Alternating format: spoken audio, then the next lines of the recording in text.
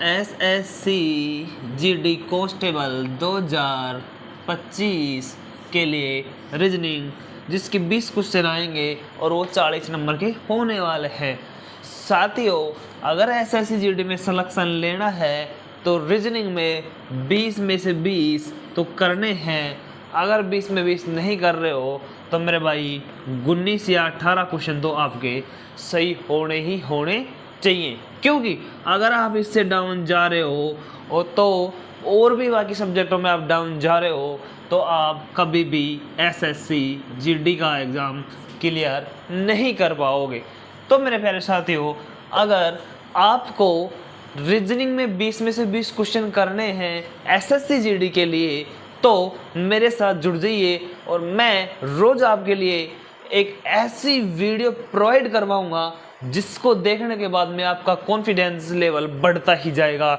और गारंटी से आप 20 में से 20 करने वाले हो। और जो लोअर बच्चे हैं कि हाँ भाई हम तो बिल्कुल ही वीक हैं, वो कम से कम 18 क्वेश्चन तो यहाँ पे करके आएंगे, क्योंकि आप सबको पता है एसएससी जीडी में अगर आप 80 क्वेश्चन में से कम 60 या 65 क्वेश्चन करोगे तो ही आपका सिलेक्शन होगा। जो भी स्टेट पर निर्भर करेगा कि आप किस राज्य से बिलोंग करते हो, क्योंकि किसी राज्य की तो यहाँ पे मेरे प्यारे साथियों 160 में से 155, 150 और 152 तक भी चली जाती है। प्यारे मेरे साथियों, अगर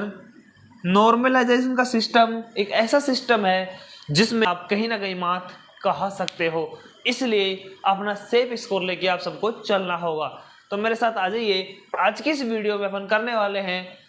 एसएससी जीडी के अकॉर्डिंग जो पिछले एग्जामों में आए हुए हैं, 2019 हुआ, 21 हुआ, 23 हुआ, जिसमें जो पेपर हुए हैं उन